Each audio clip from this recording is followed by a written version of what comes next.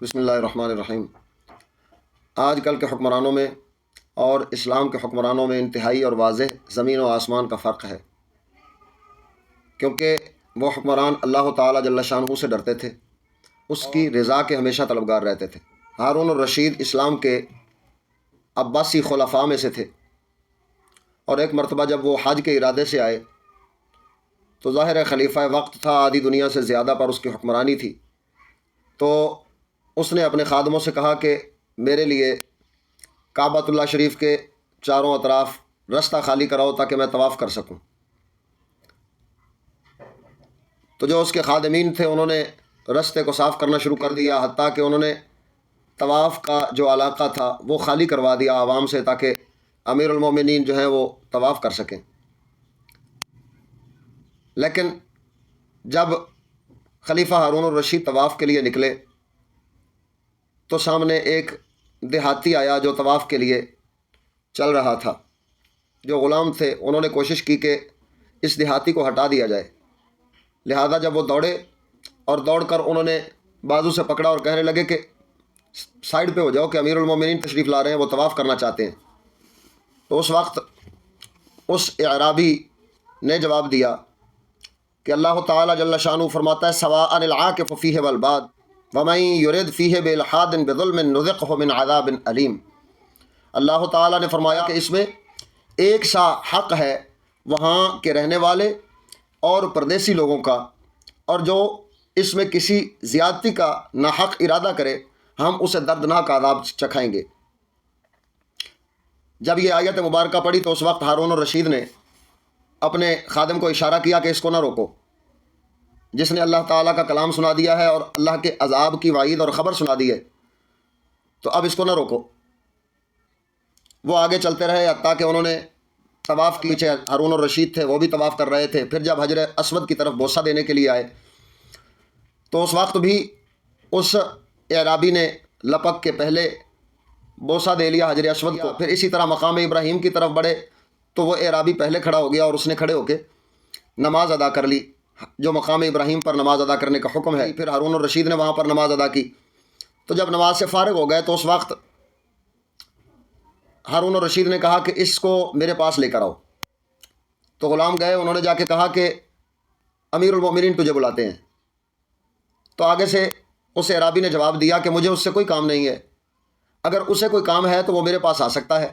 واپس غصے کے ساتھ وہ خادم گیا اور جا کے کہنے لگا حضور وہ کہتے ہیں کہ آپ کو اگر ضرورت ہے تو آپ آ جائیں، مجھے تو آپ سے کوئی ضرورت نہیں ہے، اس لیے میں آ نہیں رہا۔ جب یہ بات سنی تو ہارون الرشید کہنے لگے کہ اس نے سچ کہا ہے کہ ہمیں ضرورت ہے، ہمیں بات چیت کرنی ہے اور ہمیں پوچھنا ہے، لہذا ہم ہی اس کے پاس چلتے ہیں۔ تو ہارون الرشید چلتے چلتے جب اس اعرابی کے پاس آ گئے اور پوچھا کہ اگر اجازت ہو تو میں یہاں بیٹھ سکتا ہوں، تو سامنے سے اعرابی نے جواب دیا کہ یہ اللہ کا گھر ہے، اس میں سارے برابر ہیں، جو جہاں چاہے بیٹھ سکتا ہے، نہ چاہے تو وہ جا سکتا ہے۔ تو اس بات پر ہارون الرشید کو بڑا غصہ آیا کہ یار میں دنیا کا سپر پاور حکمران ہوں اور آدھی دنیا پر میری حکومت چلتی ہے، لیکن یہ بندہ میرے سے بات کیسے کر رہا ہے۔ لیکن پھر ہارون الرشید بیٹھ گئے اور بیٹھ کے انہوں نے ایک سوال کرنا شروع کر دیا۔ ہارون الرشید نے پوچھا کہ مجھے یہ بتائیے کہ ہم پر فرض کیا ہے۔ تو سامنے سے وہ اعرابی کہنے لگے کہ یہ سوال علم حاصل کرنے کے لیے پوچھ رہے ہو یا شرارت کرنے کے لیے پوچھ رہے ہو؟ تو ہارون الرشید جواب دینے لگے کہ نہیں حضور میں تو علم حاصل کرنے کے لیے پوچھ رہا ہوں۔ تو اس وقت وہ فرمانے لگے پھر سائل کی جگہ پر آؤ اور جیسے سوال کیا جاتا ہے اس ادب کے مطابق سوال کرو۔ تو ہارون الرشید اٹھے، سامنے بیٹھے دو زانو ہو کر یعنی اتحیات کی شکل میں ہو کر انہوں نے سوال کرنا شروع کیا، کہنے لگے کہ حضور مجھے بتائیے کہ فرض کیا ہے۔ تو اس وقت جواب دینے لگے وہ اعرابی، فرمانے لگے کہ میاں ایک فرض کے بارے میں پوچھ رہے ہو یا 5 فرائض کے بارے میں پوچھ رہے ہو، یا 17 کے متعلق پوچھ رہے ہو، یا 34 کے متعلق پوچھ رہے ہو، یا 94 کے متعلق پوچھ رہے ہو، یا 40 کے متعلق پوچھ رہے ہو، یا زندگی بھر میں 1 کے متعلق پوچھ رہے ہو، 200 میں سے 5 کے متعلق پوچھ رہے ہو۔ ہارون الرشید ہنس پڑا، پھر کہنے لگا میں نے تو تم سے صرف فرض کے بارے میں پوچھا تھا اور تم نے مجھے پورے زمانے کا حساب لگا کے بتا دیا ہے۔ تو اس وقت وہ اعرابی جواب دینے لگے، کہنے لگے اگر دین میں حساب نہ ہوتا تو اللہ تعالیٰ کی طرف سے قیامت کے دن تم سے حساب کیسے لیا جاتا؟ دین میں حساب ہوتا ہے، اسی لیے تو اللہ تعالیٰ جل شانہ نے فرمایا فلا تظلم نفس شیئا وإن كان مثقال حبة من خردل أتينا بها وكفى بنا حاسبين۔ فرمایا رب العالمین نے تو کسی جان پر کچھ ظلم نہ ہوگا، اور اگر کوئی چیز رائی کے دانے کے برابر ہو تو ہم اسے لے آئیں گے، اور ہم کافی ہیں حساب کرنے کو۔ لہٰذا اللہ تعالیٰ جل شانہ نے حساب اسی لیے تو کرنا ہے کہ ہر چیز کا ایک حساب ہوتا ہے۔ ہارون الرشید بولا کہ میرے آباء و اجداد کی زمین کی قسم، اگر تو نے جواب نہ دیا ان ساری باتوں کا تو میں تجھے صفا اور مروہ کے درمیان لٹکا دوں گا۔ اب ان ساری باتوں کا جواب دو۔ تو دوسرا جو ساتھ خادم کھڑا تھا وہ کہنے لگا کہ حضور آپ اللہ کے گھر میں تشریف فرما ہیں تو آپ اللہ کے لیے ان کو معاف کر دیجئے۔ تو اس وقت ان دونوں کی بات کو سن کر اعرابی جو تھے وہ ہنسنے لگ پڑے۔ جب ہنستے ہوئے دیکھا تو وہ کہنے لگا ہارون کہ ہنس کیوں رہے ہو؟ تو اس وقت اس اعرابی نے جواب دیا کہ میں ہنس اس لیے رہا ہوں کہ ایک موت کو ٹالنے کی بات کر رہا ہے اور دوسرا وقت سے پہلے موت دینے کی بات کر رہا ہے، حالانکہ یہ دونوں کام ہی اللہ تعالیٰ جل شانہ کی شان اور قدرت کے مطابق ہیں۔ یہ کسی کے اختیار میں نہیں کہ وقت سے پہلے کسی کو مار دے، موت دے دے، یا موت کا وقت آ گیا ہو تو اس کو وہ بچا لے۔ یہ صرف اللہ تعالیٰ جل شانہ کی قدرت و اختیار میں ہے، کسی دوسرے کے بندے کے اختیار میں ہے ہی نہیں۔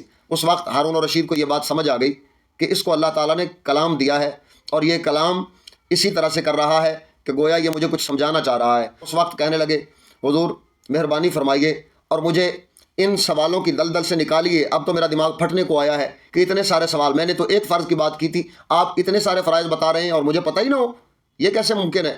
لہذا مجھے وضاحت کیجئے تاکہ میرے دل کو سکون آ سکے۔ تو اس وقت انہوں نے جواب دیا، کہنے لگے کہ تم نے پوچھا تھا کہ اللہ نے مجھ پر کیا فرض کیا ہے، تو اللہ تعالیٰ نے مجھ پر بہت سارے امور وہ فرض کیے ہیں، بہت سارے احکام ہیں۔ قرآن مجید فرقان حمید کی 30 پارے ہیں، اتنی صورتیں ہیں، اتنی آیتیں ہیں، لہذا ان آیات میں اللہ تعالیٰ نے مجھ پر بہت سارے احکام فرض کیے ہیں۔ تو جو میں نے کہا تھا کہ ایک فرض کے متعلق تو وہ اسلام مجھ پر فرض ہے، پورا اسلام وہ مجھ پر فرض ہے۔ لہذا اگر 5 کی بات کر رہے تھے تو وہ 5 نمازیں تھیں جو اللہ تعالیٰ نے ہر دن میں میرے پہ فرض رکھی ہیں۔ جو 17 فرائض کی بات ہو رہی تھی تو وہ 17 رکعتیں ہیں جو فرض ہیں نماز میں۔ اگر 34 کی بات کی تھی تو ان 17 رکعتوں میں ہر رکعت میں 2 سجدے ہوتے ہیں، تو وہ 34 فرض یعنی سجدے ہیں جو اللہ تعالیٰ نے میرے پہ فرض کر رکھے ہیں۔ اور اگر 94 کی بات کی تھی تو وہ 94 تکبیریں ہیں جو نماز میں ہم کہتے ہیں، ہر تکبیر ہم پر فرض ہوتی ہے، لہذا وہ فرض تکبیریں ہیں جو 94 کی تعداد میں ہیں۔ اور جو میں نے بات کی تھی 40 میں سے 1 کی، تو وہ 40 دینار میں سے 1 دینار زکوٰۃ دینا فرض ہے۔ اور جو میں نے بات کی تھی 1 فرض کی، تو وہ زندگی میں 1 بار حج کرنا اللہ تعالیٰ جل شانہ نے فرض رکھا ہے۔ اور 200 میں سے 5 کی جو بات ہے اس سے مراد ہے زکوٰۃ چاندی کی، تو اس مقدار میں چاندی کی زکوٰۃ ہے کہ 200 میں سے 5 جو ہے وہ سکے وہ ادا کرے گا چاندی کے۔ یا اسی طرح سے یہ بھی کہہ سکتے ہیں کہ چونکہ 2.5% زکوٰۃ ہوتی ہے، 200 روپے میں سے 5 روپے وہ زکوٰۃ جو ہے بن جاتی ہے۔ تو جب اتنی عمدہ گفتگو ہارون الرشید نے سنی تو وہ دلی طور پر اتنا مطمئن اور خوش ہوئے کہ اس اعرابی کی ذہانت اور اس کی دانشمندی کے معترف ہو گئے۔ تو اس وقت وہ اعرابی کہنے لگے اچھا اب میں آپ سے ایک سوال پوچھوں؟ تو اس نے کہا پوچھ لیجئے۔ تو ہارون الرشید سے اس اعرابی نے سوال کیا اچھا مجھے یہ بتاؤ کہ مسلمانوں کا امیر اس بندے کے متعلق کیا کہتا ہے جس پر صبح کے وقت ایک عورت کو دیکھنا حرام تھا، لیکن جب ظہر ہو تو وہ عورت اس پر حلال ہو جائے، جب عصر ہو تو پھر حرام ہو جائے، جب مغرب ہو تو حلال ہو جائے، جب عشاء ہو تو پھر حرام ہو جائے، اور جب فجر ہو تو پھر حلال ہو جائے۔ اسی طرح ظہر کے وقت حرام، پھر عصر کے وقت حلال، مغرب کے وقت حرام، اور عشاء کے وقت پھر حلال ہو جائے۔ تو اس وقت امیر المومنین ہارون الرشید کہنے لگے کہ آپ نے مجھے پھر سے سوالات کے سمندر میں پھنسا دیا ہے، تو اس سے مجھے آپ کے سوا کوئی نہیں نکال سکے گا، آپ ہی مجھے اس سے نکالیے۔ تو وہ اعرابی جواب دینے لگے، وہ کہنے لگے امیر المومنین کتنی حیرت کی بات ہے کہ آپ کو سوال کا جواب نہیں پتہ، حالانکہ آپ سے کوئی بھی سائل اگر آ کے سوال کرے تو اسے آپ نے جواب دینا ہے، اور اسی لیے تو آپ امارت کے منصب پر موجود ہیں۔ لہذا میں تمہیں جواب دیتا ہوں۔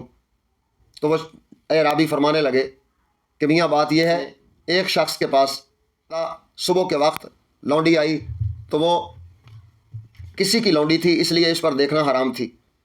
ظہر کے وقت اس نے لونڈی کو خرید لیا، اب اس لونڈی کو دیکھنا اس کے لیے حلال ہو گیا۔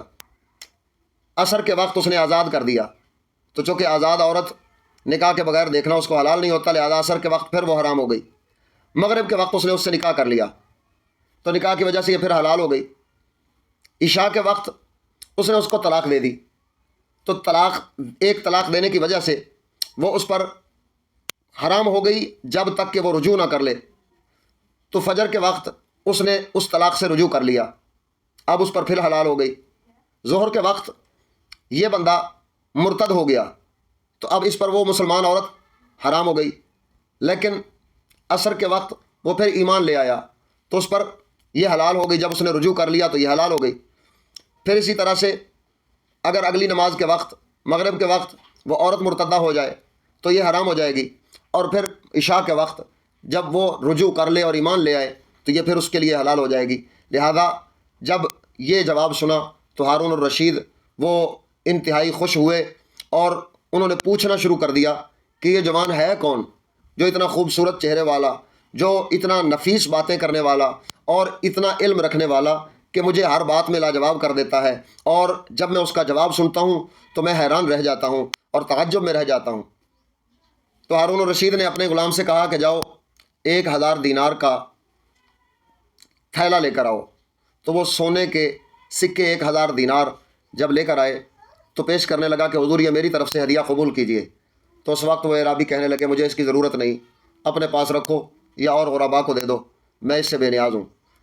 جب یہ بات سنی ہارون الرشید کہنے لگے حضور پھر ایسا کیجیے کہ مجھے بتائیے اگر آپ پر کوئی قرض ہے تو وہ میں ادا کر دوں۔ اس اعرابی نے نہ تو ہدیہ لیا اور نہ ہی اپنے قرض کے بارے میں بتایا۔ اتنی دیر جو استفسار کیا تھا ہارون الرشید نے کہ پتہ کرو یہ جوان ہے کون، تو غلام وہ ساتھ آیا، کان میں کہنے لگا حضور کیا آپ جانتے ہیں یہ کون ہیں جو اعرابیوں کے لباس میں ہیں؟ تو اس وقت ہارون الرشید نے پوچھا کہ بتاؤ مجھے جلدی سے کہ یہ کون ہیں۔ تو غلام نے جواب دیا کہ حضور یہ حضرت سیدنا موسیٰ رضا بن جعفر صادق رضی اللہ تعالی عنہ ہیں۔ لہذا جب یہ بات سنی ہارون الرشید نے تو آگے بڑھے اور پیار سے ان کی پیشانی پر بوسہ دے لیا اور کہنے لگے سبحان اللہ، واقعی ایسا مرد کوئی ہو سکتا ہے جو مجھے علم میں لاجواب کرے تو وہ آپ ہی ہو سکتے ہیں۔ حضرت موسیٰ رضا کے بارے میں ہارون الرشید نے محبت کا اظہار کیا تو اس وقت یہ امام موسیٰ رضا رضی اللہ تعالی عنہ انہوں نے سلام کیا اور اجازت لے کر آپ تشریف لے کر چلے گئے۔ تو اندازہ کیجئے کہ اسلام کے حکمران وہ کس قدر محتاط ہوتے تھے، جب اللہ تعالیٰ کی بات آتی تھی، دین اسلام کی بات آتی تھی تو اس وقت ان کے رونگٹے کھڑے ہو جاتے تھے۔